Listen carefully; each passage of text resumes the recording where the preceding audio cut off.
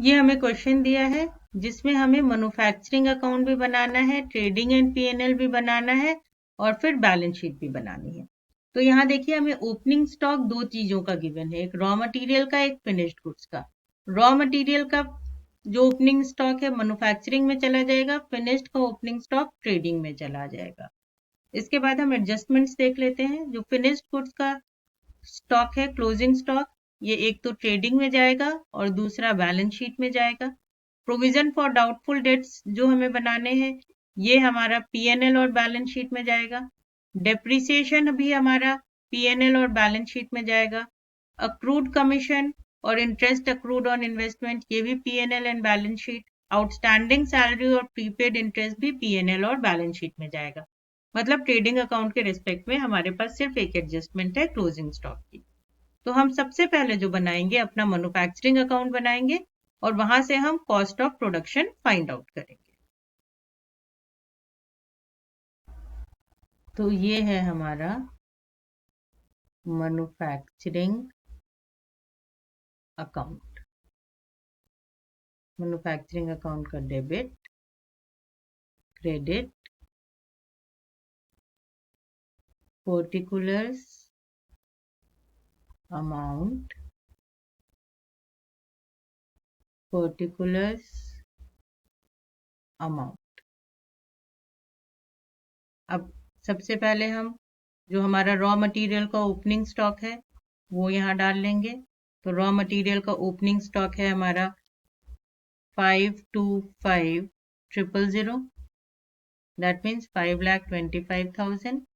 Then after two purchases, जो raw material purchase किए गए हैं तो वो है 17,50,000। उसमें से हम माइनस कर देंगे जो परचेज रिटर्न है, तो रिटर्न है हमारा 17,500। इसको माइनस करके जो हमारा नेट परचेज आया वो आया 17,32,500। देन टू कैरिएज इनवर्ट, सारे डायरेक्ट एक्सपेंसेस यहीं आएंगे, तो कैरिएज इनवर्ट 52,500। उसके बाद to direct wages, direct wages हमें गिवन है 2,80,000। Then after to power, power है हमारा 1,05,000। फिर टू कोल एंड फ्यूल, तो कोल एंड फ्यूल है हमारा 52,500। इसके बाद फिर हम डालेंगे टू डेप्रिसिएशन ऑन मशीनरी, तो मशीनरी पे जो डेप्रिसिएशन लगा है वो लगा है 10,500 का। और लास्टली हमारा आएगा to factory rent and taxes, ये आएगा हमारा 70,000। इसका टोटल कर लेंगे तो इसका टोटल होगा 28,28,000। ये 28,20,000 हमारा हो जाएगा कॉस्ट ऑफ प्रोडक्शन। और ये कॉस्ट ऑफ प्रोडक्शन कहाँ ट्रांसफर हो जाएगा? ट्रेडिंग अकाउंट के डेबिट में। 28,28,000, 28,28,000। अब हम बनाएंगे अपना ट्रेडिंग अकाउंट। तो ये है हमारा trading account, debit, credit, particulars, amount, particulars, amount. अब इसमें सबसे पहले हमारा आ जाएगा फिनिश्ड गुड्स का जो ओपनिंग स्टॉक गिवन है हमें। तो फिनिश्ड गुड्स का ओपनिंग स्टॉक है 2,62,500। फिर आ जाएगा मैन्युफैक्चरिंग अकाउंट से हमारा कॉस्ट ऑफ प्रोडक्शन, जो कॉस्ट ऑफ प्रोडक्शन है 28,28,000। उसके बाद फिर आ जाएंगी हमारी सेल्स। तो सेल्स है हमारी 29,75,000। इसमें से हम माइनस कर देंगे रिटर्न, तो सेल्स रिटर्न है हमारा 35,000। ये हो गया हमारा 29,40,000। फिर आ जाएगा हमारा फिनिश्ड गुड्स का क्लोजिंग स्टॉक। तो फिनिश्ड गुड्स का क्लोजिंग स्टॉक है 3,50,000।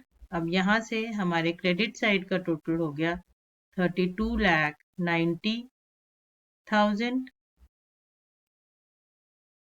इस हिसाब से हमारा डेबिट टोटल जो है वो क्रेडिट टोटल से कम है।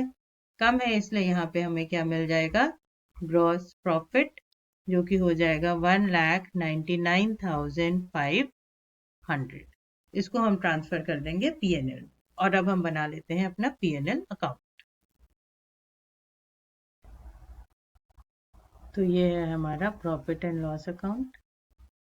Debit, credit, particulars, amount,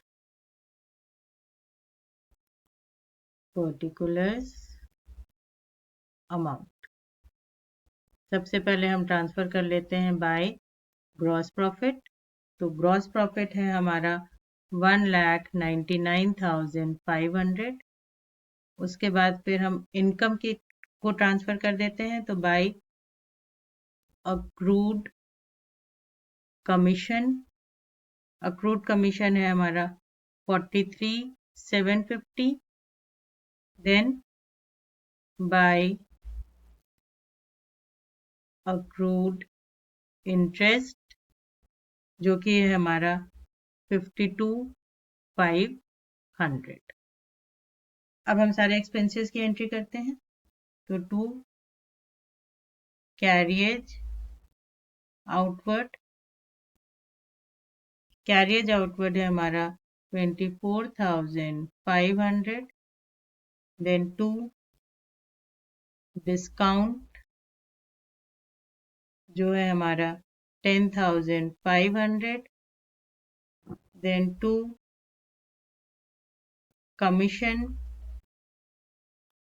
commission है हमारा 17,500।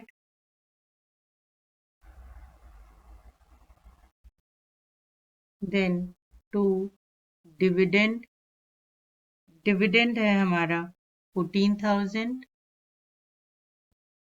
उसके बाद फिर to general expenses, general expenses हैं हमारे 14,000। देन आफ्टर टू एडवर्टीजमेंट, तो एडवर्टीजमेंट है हमारा 17,500। देन टू सैलरीज, सैलरी है हमारी 70,000 की, और इसमें आउटस्टैंडिंग है 7,000। तो सैलरीज हो जाएंगी हमारी 77,000 की।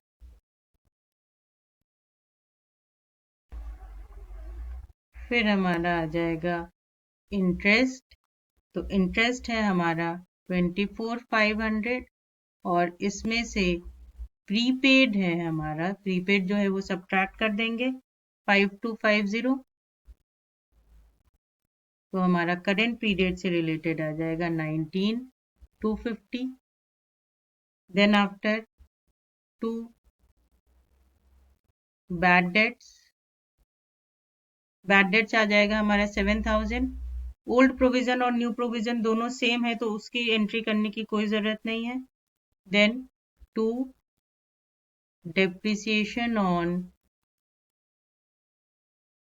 बिल्डिंग, तो डेप्रिसिएशन ऑन बिल्डिंग है हमारा 3,500। देन ये सारी डेबिट साइड की फिगर्स हो गई। अब यहाँ पे हमें फिर से देखेंगे तो हमें अपना क्रेडिट टोटल ज्यादा मिलेगा। क्रेडिट टोटल ज्यादा होगा यानी यहाँ पे हमें क्या मिल जाएगा, नेट प्रॉफिट। और कितने का नेट प्रॉफिट, 84,000। और हमारे डेबिट और क्रेडिट दोनों का टोटल हो जाएगा 2,95,750। इधर का भी टोटल हो जाएगा 2,95,750। अब बनेगी हमारी बैलेंस शीट।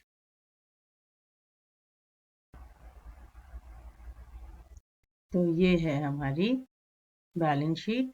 ये बैलेंस शीट की लायबिलिटी साइड, ये अमाउंट, ये एसेट साइड और ये अमाउंट।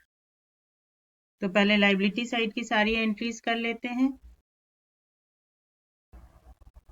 हम स्टार्ट करते हैं कैपिटल से। तो कैपिटल है हमारा 3,50,000। इसमें हम ऐड कर देंगे अपना 84,000 का नेट प्रॉफिट और इसमें से लेस कर देंगे जो हमारी ड्राइंग्स है। तो ड्राइंग्स है हमारी 70,000 की। ये हो गया हमारा 3,64,000। उसके बाद आ जाएगा हमारा बैंक ओवरड्राफ्ट 80,500। देन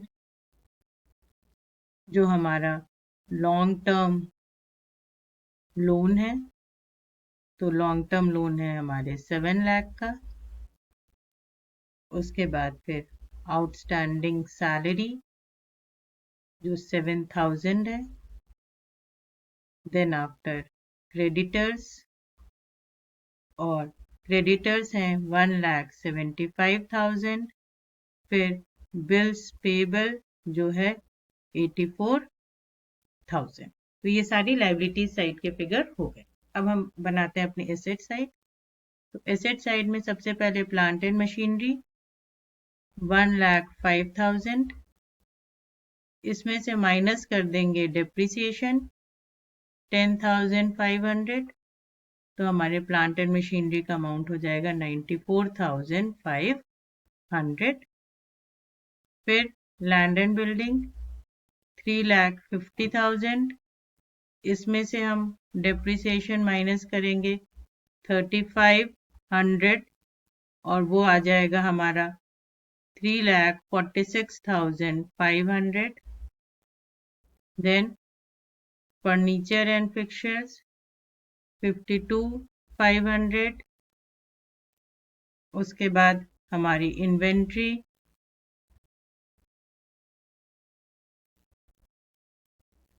इन्वेंट्री है हमारी 3,50,000 या क्लोजिंग स्टॉक बोल सकते हैं इसको। फिर हमारा इन्वेस्टमेंट, तो इन्वेस्टमेंट है 87,500। देन लूज टूल्स, तो लूज टूल्स आएंगे 1,05,000। फिर बीआर हो जाएगा हमारा 52,500। फिर डेटर्स हैं हमारे 1,40,000 के। इसमें से हम माइनस कर देंगे जो बैड डेट्स हैं 7,000 के। तो यहाँ से 7,000 माइनस हो गया, डेटर्स बचे 1,33,000। उसके बाद हमारा अक्रूड कमीशन, तो अक्रूड कमीशन है हमारा 43,750। देन अक्रूड इंटरेस्ट, तो अक्रूड इंटरेस्ट है हमारा 52,500। फिर प्रीपेड इंटरेस्ट भी है हमारा 52,500। And at last cash at bank जो है हमारा 17,500। अब एसेट और लायबिलिटीज जब दोनों साइड का टोटल करेंगे तो हमारा टोटल आएगा 14,10,500 और इधर का भी total 14,10,500. So hope this is clear to you.